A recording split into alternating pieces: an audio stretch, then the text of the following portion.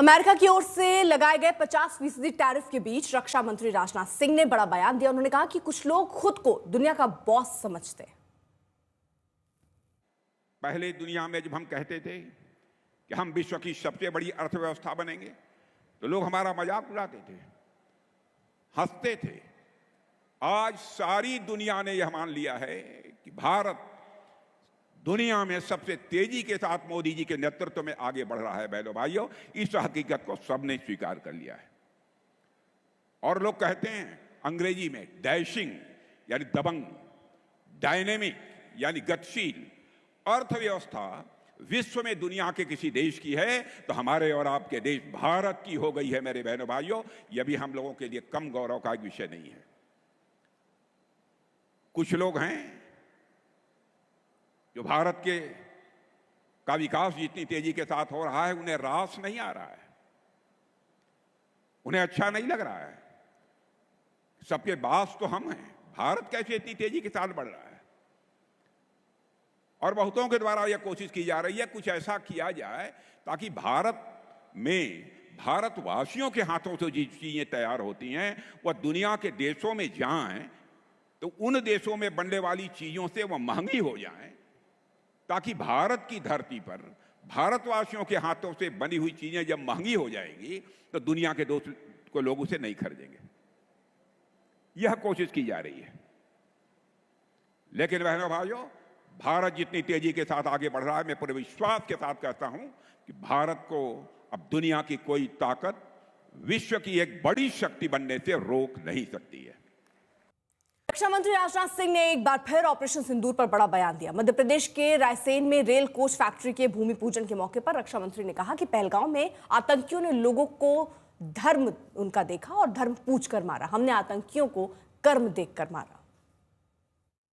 और आपने देखा होगा, ऐसी कल्पना भी कभी नहीं की जा सकती थी, धर्म पूछकर मारेंगे। पूछते थे कि तुम कौन हो। बहनों भाइयों, हम लोग धर्म किसी का पूछ कर किसी की हत्या नहीं कर सकते। हम तो किसी की हत्या में विश्वास ही नहीं करते। बल्कि चींटी को भी हमारे घर में माताएं बहनें जो आटा गूंथती हैं, तेरी चींटी कोई थाली के बगल से गुजरती है तो थाली का आटा निकालकर उस चींटी के खाने के लिए डाल देती हैं और ईश्वर से कामना करती हैं कि यह चींटी भी दीर्घजीवी हो। यह भारत की सोच है। और यहां आतंकवादियों ने आकर धर्म पूछ पूछ कर लोगों को मारा। तो बहनों भाइयों, हम लोगों ने भी ठान लिया कि हम धर्म पूछकर किसी को नहीं मारेंगे, बदला नहीं लेंगे। हम उनका कर्म देखकर हम उनको मारेंगे बहनों भाइयों, और कर्म देखकर हम लोगों ने मारा। मैं आपको याद दिलाना चाहता हूं, जब सीता जी लंका में थी, रावण ने अपहरण किया था, तो उस समय हनुमान जी जब वहां पहुंचे और जब पूरी लंका की वाटिका में तोड़ फोड़ सब मचाई और फिर जब सीता जी के पास पहुंचे तो सीता जी ने बड़ी विनम्रता से कहा कि हे हनुमान, ये आपने क्या किया? लंका में आपने इतनी तोड़फोड़ क्यों की? इतने लोगों को क्यों मारा?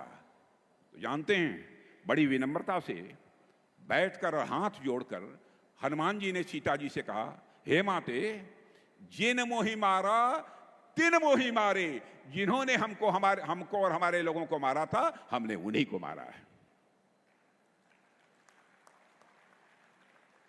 और बहनों भाइयों, मैं आपको रक्षा मंत्री होने के नाते भी स्पष्ट तौर पर बतलाना चाहता हूं, हमारे प्रधानमंत्री जी का भी संकल्प है।